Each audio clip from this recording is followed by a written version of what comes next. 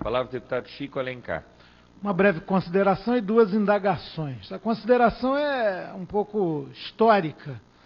É evidente que a hegemonia mundial dos Estados Unidos sempre se materializou com uma espécie de controle do mundo. O golpe civil-militar de 64, que completará meio século, foi apoiado, acompanhado, engendrado pelos interesses norte-americanos, de Estado, de empresas, do que a gente chamava à época de complexo industrial militar. E isso, claro, mesmo o mundo não sendo mais bipolar, ele ainda se reflete, né? Esse hegemonismo, ou talvez essa sofreguidão hegemonista do governo dos Estados Unidos. Só que, segunda década do século XXI, o contexto é bem diferente.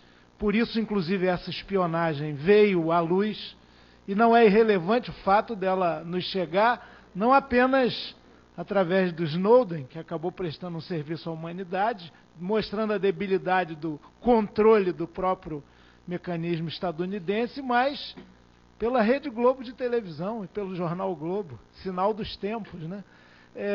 Então, já há fragilidades nessa dominação imperialista. Por outro lado, ela insiste em continuar. Então é mentira o que foi dito ao nosso ministro, ao nosso governo, de que a espionagem não é política ou comercial, é só contra o terrorismo.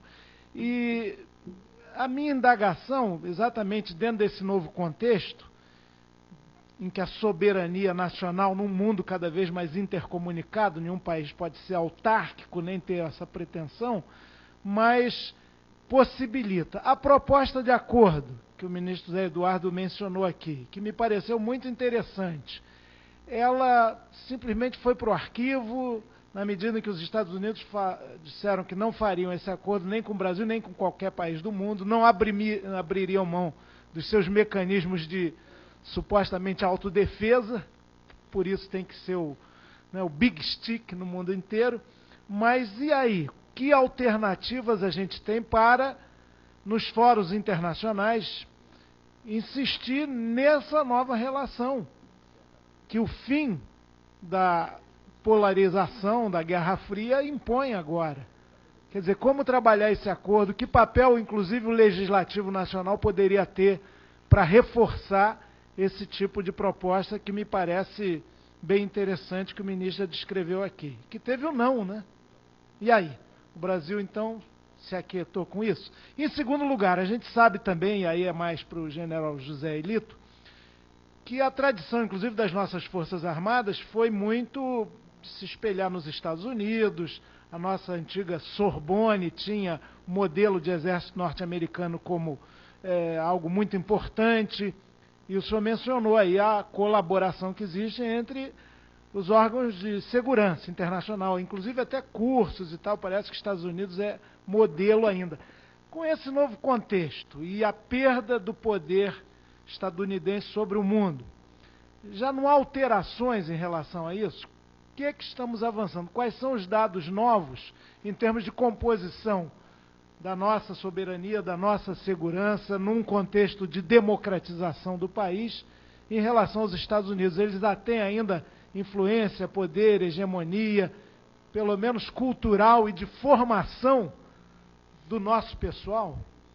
Eu vou, a partir de agora, deixar os nossos convidados aqui à disposição para interagir diretamente com os questionamentos. Bem, deputado Chico Alencar, em relação à proposta de acordo que eu fiz naquele momento para o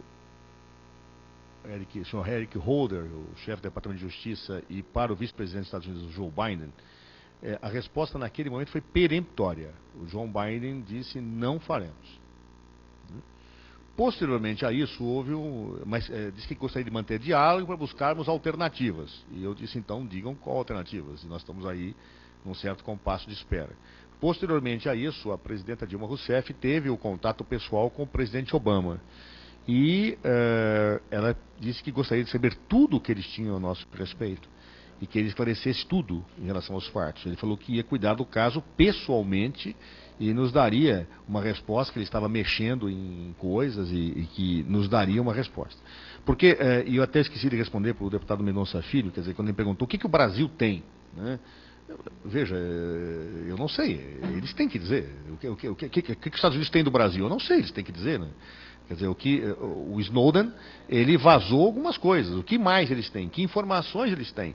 E foi isso que a presidenta cobrou do presidente Obama, que ele esclarecesse tudo o que eles têm, tudo o que foi feito, para que nós pudéssemos então verificar, já que eles não querem fazer um acordo, que situação poderia levar a um equacionamento de uma relação, de uma situação com os Estados Unidos. Porque, afinal de contas, o Brasil não é um país belicoso, nós não temos terrorismo, nós não temos guerra, nós somos um país pacífico, que tem parcerias estratégicas com os Estados Unidos e outros países do mundo. Quer dizer, o que justificaria isso? Né?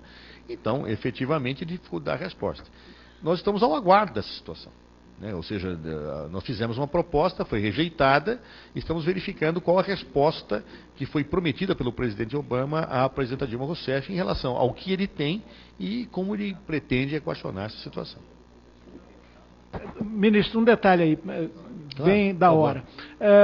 Em função da gente não saber o nível dessa espionagem, que se estendeu também, isso sabemos, à Petrobras, não seria temerário fazer agora o leilão do riquíssimo campo de Libra, com essas informações privilegiadas que as empresas americanas, embora aparentemente desistentes dessa disputa... A informação que nós temos para a Petrobras, e aí eu não tenho por que duvidar da Petrobras, que ela está absolutamente segura em relação ao processamento desse leilão. Tenho certeza que se ela não estivesse segura em relação a quaisquer situações que porventura pudessem influenciar, ela tomaria outra postura.